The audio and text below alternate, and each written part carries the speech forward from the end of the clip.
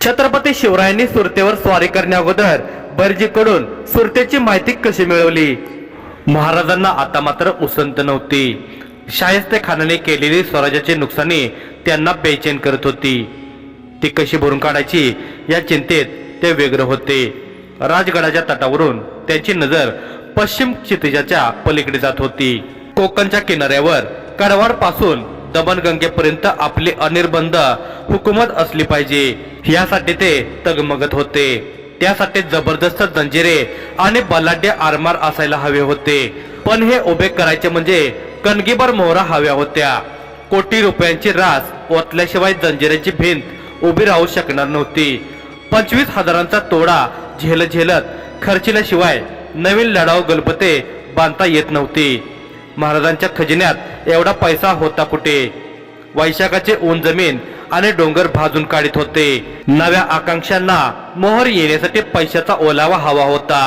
महाराज राजगडाच्या तटावर चिंतामग्न अवस्थेत शतपावली करत होते. पावसाळा सुरू झाला होता. पर्जन्य राजाकरिता आसुसलेली धरणी संतुष्ट झाली होती. 4 महिने पर्जन्य राजाने धरणीला हसवले खेळवले, सगळे लाड पुरवले आणि एके दिवशी इंद्रधनुष्याचे अंगठे त्या भोळ्या बाबड्या मुलीच्या बोटात घालून पर्जन्य राजा दुष्यंतासारखा निघून गेला होता. नवरात्र बसले. प्रतापगडावरची महाराजांची तुळजाभवानी नवरात्र जागत होती. महाराजांच्या हृदयस्थानी तिने जागरण मांडले होते. महाराजांना प्रेरणा तिथूनच मिळत होती. शक्ती तिथे होती, यश तिथे होते. स्वराज्याच्या कार्यसिद्धीच्या चिंतनाची झाज संबळ महाराजांच्या डोक्यात नवरात्र सारखे वाजत होते. देवघरात जगदंबेच्या शेजारीच महाराजांची यशोदायीने समशेर उभे होते. नव्या मोहिमेचे मनसुबे महाराजांच्या मनाची मंजुरी मिळवण्यासाठी खोळंबले होते. पूर्ण विचार करून महाराजांनी मनसुबा पक्का केला आणि नव्या वर्षाच्या पहिल्या शिलंगणाचा मान त्यांनी दिला भैरजी नाईक जाधवास. या वर्षीच्या शिलंगणातून महाराजांना खरोखरच हंडे भरून सोने हवे होते. स्वराज्याच्या संरक्षणासाठी हवे होते. त्या सोन्याचा अचूक शोध घेण्यासाठी या आपल्या हेराची निवड महाराजांनी केली होती. त्याला सर्व ईर्ष्या इशारती सांगितल्या आणि भैरजी नाईक निघाला. नव्या मोहिमेचा पहिला नारळ फोडायचा मान महाराजांनी भैरजी नाईकांना दिला होता. एका मोठ्या कामगिरीचा टेळा आपल्या भाळी लागला या आनंदात तो होता. पण जबाबदारीची जाणीवही त्याला होती. परंतु काळजी मात्र वाटत नव्हती. ते काळजी करीत नसे, काळजीने वागत नसे. बहिर्जी म्हणजे 1000 गुणांचा खंडोबा. सोंग्या आणि बतवण्यात तो फारच बेमालूमपणे करीत असे. मोठा हुन्नरबाज, हजरजबाबी आणि पक्का बनेल. पण हे सारे स्वराज्याकरिताच, सारे काही महाराजांकरिताच.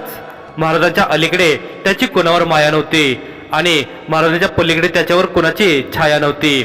एकच देव, ते म्हणजे छत्रपती शिवाजी महाराज. यापूर्वी अनेक प्रसंगी बिनतोड हेरगिरी करून भैरजींनी महाराजांकडून दोन्ही हातांची शाबासकी मिळवली होती.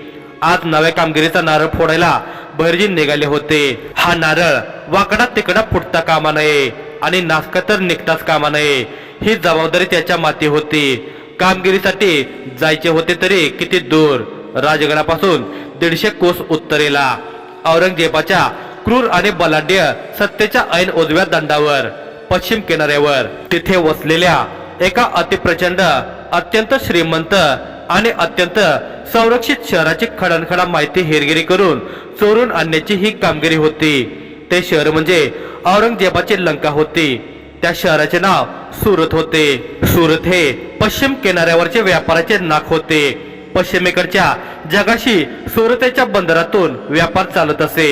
मक्केचे यात्रेकरू येथूनच येत जात असत. औरंगजेबाच्या साम्राज्यात दिल्लीच्या खालोखाल, किंबहुना दिल्लीच्या तोडीचे हेच एकमेव वैभवशाली शहर होते. येथे बळकट भुईकिल्ला होता. शहराला वेशी होत्या. औरंगजेबाचे 5000 स्वार येथे कायमचे सज्ज असत. एक सुभेदार व किल्लेदार सुरतेच्या रक्षणार्थ उभे असत. जगातल्या व्यापाराच्या मोठ्यातल्या मोठ्या घडामोडी येथे चालत असत. टोपीवाले इंग्रज, वलंदेज, आर्मेनी, फ्रान्सिस, युनानी, फिरंगी वगैरे वगैरे गोरे व्यापारी येथून मालाची ने-आण करीत असे. काहींनी तर वखारीच थाटल्या होत्या. शिवाय इराणी, तुराणी, अरबी, हबशी, बोहरी, खोजा, यहुदी, अफगाणी, मोगली, बलुची इत्यादी परदेशीय व्यापारी व्यापार करून येथून गलबते भरभरून पैसा नेत होते. या सर्व लोकांनी सुरतेची पेठ गजबजलेली होती. गोऱ्या व्यापाऱ्यांकडून मुघलांना तोफा, बंदुका व दारुगोळा मुबलक प्रमाणात मिळत असे. औरंगजेबाला कराच्या रूपाने कोट्यवधी रुपये मिळत असत. सुरत म्हणजे औरंगजेबाच्या दारातील पारडू मेलेली दुपटी म्हैसच होती. सुरतेची वस्ती 2 लाख होती व सुरतेतील घरांची संख्या सुमारे 7,000 होती. महाराजांचे लक्ष इतके लांब गेले. त्यांना सुरतेतील संपत्ती हवी होती. ही संपत्ती स्वराज्यासाठी हवी होती. औरंगजेबाच्या फौजाने 3 वर्षे रानडुकरासारखी स्वराज्याची नासाडी केली. याची भरपाई म्हणून महाराजांना सुरतेची 3 मोठी संपत्ती हवी होती. शत्रूकडून झालेल्या नुकसानीची भरपाई मागून मिळत नसते. अर्ज विनंत्या व विनवण्या करूनही मिळत नसते. जे सारे स्वराज्यच घ्यायला बसले त्याचे कुठे काही मागून देतील काय? म्हणून उघड उघड सूट घेऊन छापा घालून दुश्मनाची दौलत लुटून आणावयाचा बेत महाराजांनी मांडला होता. पुण्यापासून सुरतेपर्यंतचा सर्व प्रदेश मोगली सत्तेखाली होता. म्हणजे शत्रूच्या मुलखात 150 कोस आत मुसंडी मारून सुरतेवर पोहोचायचे होते. केवढा विलक्षण धाडसे बेत होता हा. वाटेत मोगलांचे किल्ले, लष्करी ठाणे, अवघड वाटा, नद्या, डोंगर आडवे होते. तरीही महाराजांना सुरतेची सुरत हवी होती. एखादी मोहीम हाती घेतली की महाराज त्याची योजनाबद्ध, शिस्तबद्ध आणि काटेकोर पूर्व तयारी केल्याशिवाय पुढचे पाऊल टाकीत नसत. यासाठी इतक्या दूरच्या धाडसाला आधी पूर्णपणे सुरतेची माहिती असणे जरूर होते. त्यासाठी बहिर्जी तेवढ्यासाठी निघाले होते. बहिर्जी सुरतेच्या मार्गाला लागले होते. सुरतेच्या दक्षिण वेशीचे नाव होते बुरानपूर दरवाजा. भव्य आणि भक्कम दख्खनचा राज रस्ता यातूनच वाहत होता. शहराजवळून तापी नदी समुद्राला येऊन मिळाली होती. याच नदीच्या काठी पण शहराच्या अंगास टोपीकर इंग्रजांची वखार होती. तिला थोडीशी तटबंदी होती. वखारीच्या जवळच हाजी सय्यद बेग नावाच्या कोट्याधीश व्यापाराचा टोलेजंग वाडा होता. इंग्रजांच्या वखारीपासून थोड्याशाच दूरवर वलंदेजांची कोटबंद वखार होती. वलंदेज म्हणजे डच. या वखारीच्या जवळच बहरजी बोहरा नावाच्या एका लक्षाधीशाची टोलेजंग इमारत होती. संबंध सुरत शहर मोठमोठ्या बादशाही हवेल्यांनी गजबजलेले होते. प्रवासासाठी वा व्यापारासाठी येणाऱ्या लोकांसाठी मोठमोठ्या सराया बांधलेल्या होत्या. नक्षीदार कमानीच्या खिडक्या, प्रशस्त सज्जे, मिनार आणि मेघडंबऱ्या बसवून सजवलेल्या गच्च्या, मोठमोठ्या शोभेवंत दरवाजाच्या हवेल्या आणि उंच उंच जोत्यावर मधून मधून दिसणारे मोगली महाल. यामुळे सुरत म्हणजे राजधानीत शोभत होती आणि व्यापाऱ्यांची ती राजधानीत होती. बहरजी बोहरा, हाजी सय्यद बेग, हाजी कासम, सय्यद शहीद बेग, मुल्ला अब्दुल जाफर वगैरे व्यापारी म्हणजे सुरतेतील बादशाहच होते.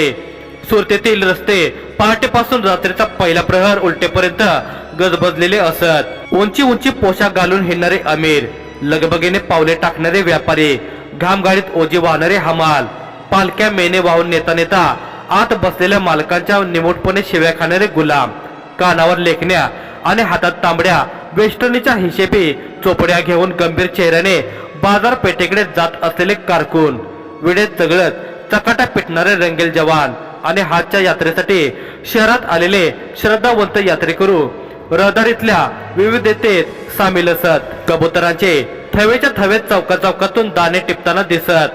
श्रीमंतांनी ठेवलेल्या सार्वजनिक पाणीपोयावर सतत पाण्याची धार दिसे. तर फकरांचे कटोरे धनधान्याने उतू जाताना दिसत. हम रस्त्यावर तर प्रत्येक देशाचे आणि द्वेषाचे दर्शन होत असे.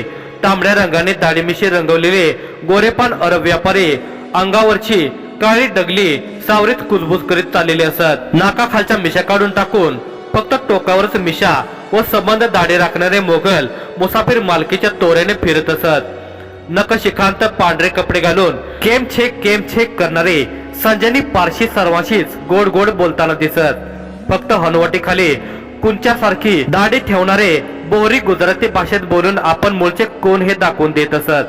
धोतराचा पोकळ आणि तोही उलटा कासोटा घालून आणि पुढचा सोगा उजव्या हाती धरून डाव्या हाताच्या हातवरी करीत मोठमोठ्याने गप्पा मारीत जाणारे लोक कोण असावेत हे सांगावे हे लागत नसे. 10 जणांना पुरेल एवढे कापड एकट्याच्याच घोळदार लेंगेला वापरून वर ढगळ सदरा व मखमलीचे जाकेट घातलेले अन गळ्यात चांदीच्या चौकोनी ताईतांचे पेंडे घालून कर कर चढावा वाजवीत चालणारे अगडबंब देहाचे पठाण बदाम पिस्ते चगळताना दिसत. वेणीचे 2 पेड घालून ते पुढे वक्षस्थळावर सोडणाऱ्या आणि डोक्याला चौकोनी रंगीत रुमाल बांधून निर्भय आणि निसंकोचपणे हिंडणाऱ्या बोलूची युवती दिसत.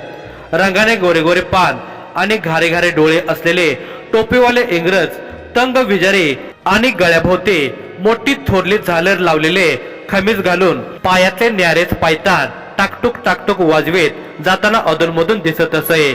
असे कितीतरी निरनिराळ्या रंगांचे, रक्तांचे, आकारांचे आणि विकारांचे लोक सुरतेत वावरताना दिसायचे. सुरत हे 18 पगड वस्तीचे शहर होते. शिवाय रस्त्यावर घोडे गाड्या, उंट हत्ती, उंटावरच्या अंबाऱ्या, इंग्रजी चालचाकी फलटणी आणि मेने पालख्या लगबगीने धावताना दिसत. श्रीमंतांचे मेने मोठे शानदार असत. चंदनावर हस्तिदंताचे नक्षीकाम केलेले मेने आणि पालख्या आपल्या सुवासाने आणि सौंदर्याने लोकांचे लक्ष वेधून घेत असत.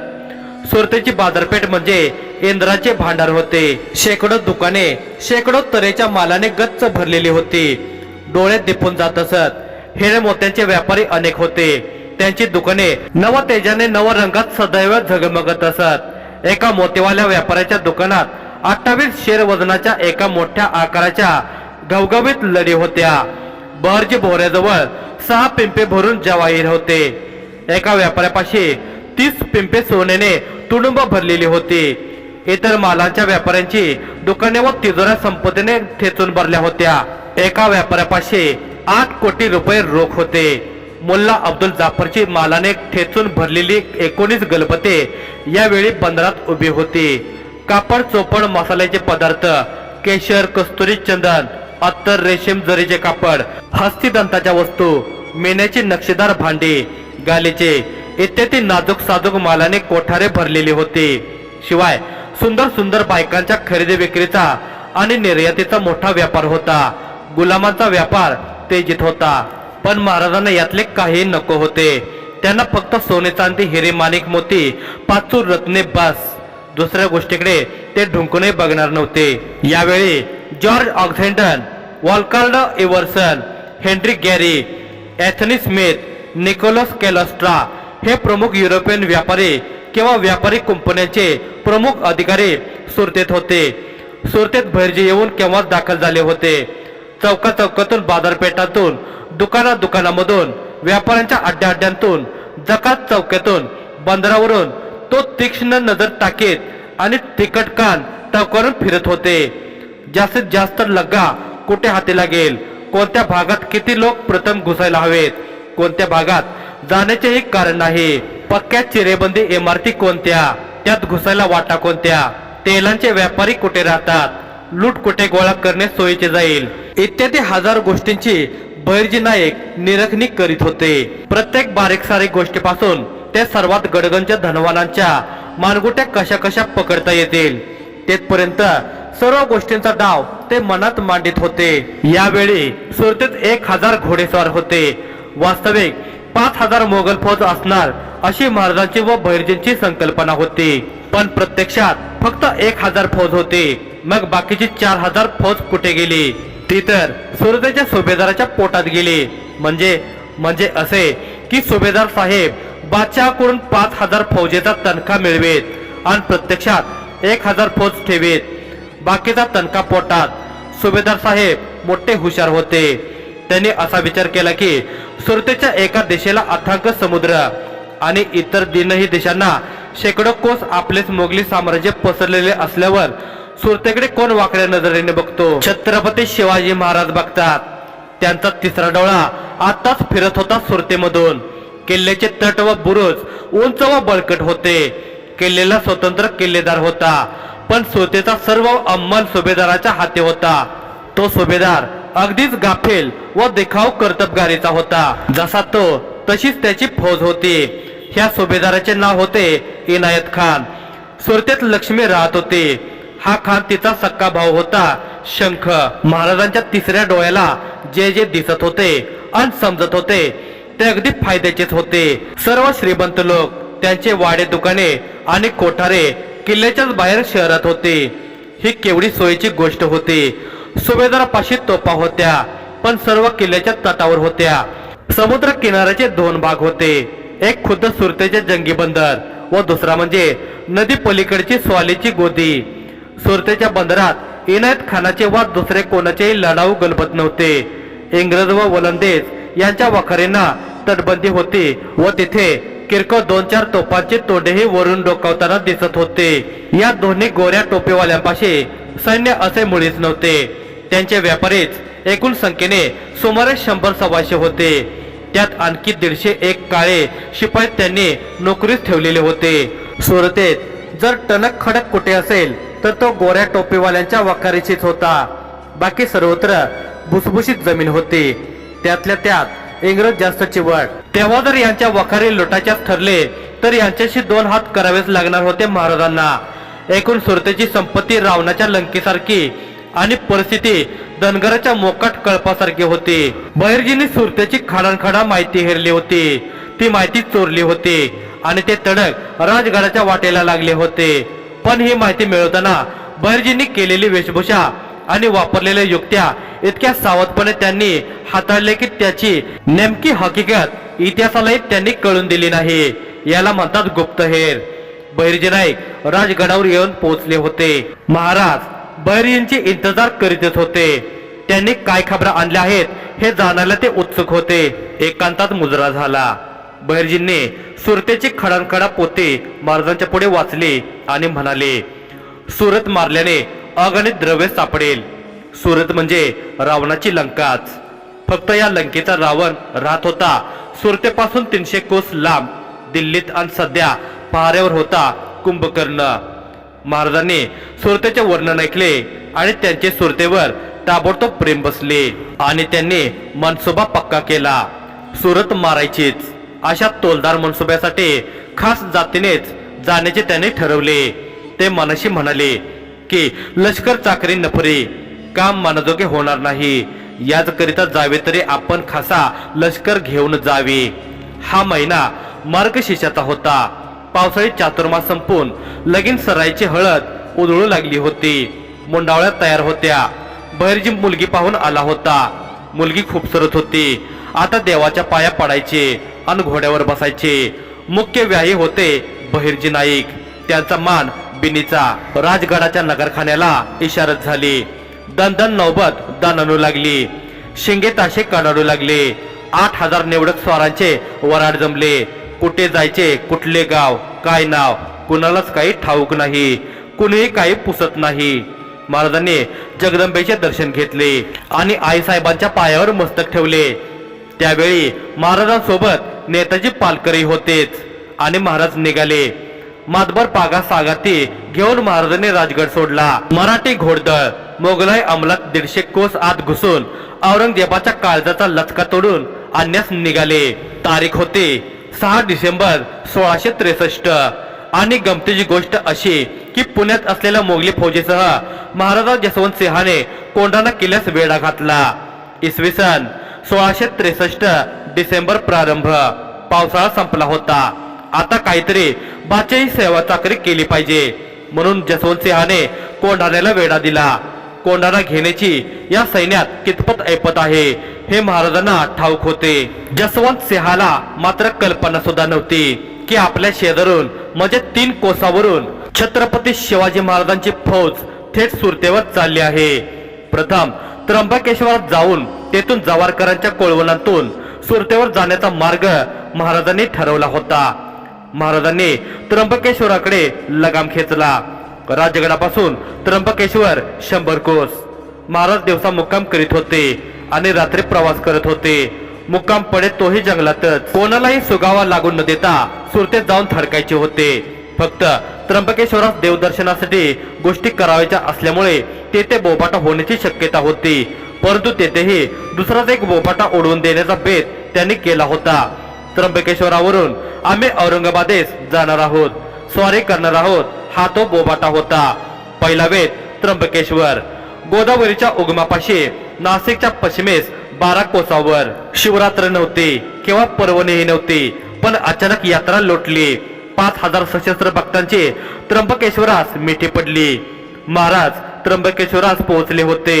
ठण ठण घंटेचे निनाद अविरत गाभाऱ्यात घनघनत राहिले. त्र्यंबकेश्वराचे आवाज सशस्त्र भक्तांनी गजबजून गेले. शंभो हर हर अशा गर्जनांचे प्रतिध्वनी गाभाऱ्यात घुमू लागले. त्र्यंबकेश्वर म्हणजे 12 ज्योतिर्लिंगापैकी एक फार प्राचीन स्थान. हेमाडपंथी सुंदर मंदिर, गाभाऱ्यात काळोख, पण सारे वातावरण अत्यंत शांत, शीतल आणि सुगंधी. छत्रपती शिवरायांचे क्षेत्रोपाध्याय वेदशास्त्र संपन्न ढेरगे भटजी यांना निमंत्रिण्यात आले. त्यांनी सर्व पूजाविधीची सांग सिद्धता केली. महाराजांनी नेत्र मिटून मस्तक लवून हात जोडले. महाराजांसोबत सरदार मंडळी होती. महाराज काय मागत होते देवापाशी ते देवाला कळले होते आणि ते कळतही होते. दानवांना हे कळून चुकले होते. पण महाराज ज्या समाजासाठी हे मागणी मागत होते त्या समाजाला मात्र कळूनही वळत नव्हते. षोडशोपचार पूर्वक त्र्यंबकेश्वराची महापूजा महाराजांनी केली. दान धर्म केला. उपाध्याय वेदोनारायण ढेरगे शास्त्री यांचीही योग्य संभावना केली. या दिवशी पौष शुद्ध द्वादशी होती. तारीख होती 31 डिसेंबर 1663. महाराज औरंगाबादेवर चालून जाणार ही हुल सर्वत्र पसरत गेली, थेट औरंगाबाद परगण्यापर्यंत. त्या बाजूला लोकांची धावपळ उडाली. त्यामुळे मोगलांच्या औरंगाबाद छावणीतले लोक प्रतिकाराला सज्ज राहिले. कोणी तेथून हल्ला नाही. महाराजांना अडवायला सुरतेच्या वाटेवर कोणीही आला नाही. कारण महाराज औरंगाबादेवरच येणार ही खात्री होती. ती सुरतेवर जातील ही कल्पना कोणाला स्वप्नातही सुचली नाही. महाराजांनी फौजेसह यात्रा पार पाडली. यात्रा पार पडली आणि महाराजांनी फौजेस हुकूम सोडला. गटकेच्या आत त्र्यंबकेश्वराचा परिसर रिकामा झाला. आपल्या बरोबर ज्यादा रिकामे घेतलेले घोडे घेऊन मराठी लष्कर बिनबोबाट निघून गेले. पण लोकांना मात्र एकच माहिती होते की महाराज औरंगाबादकडे गेले.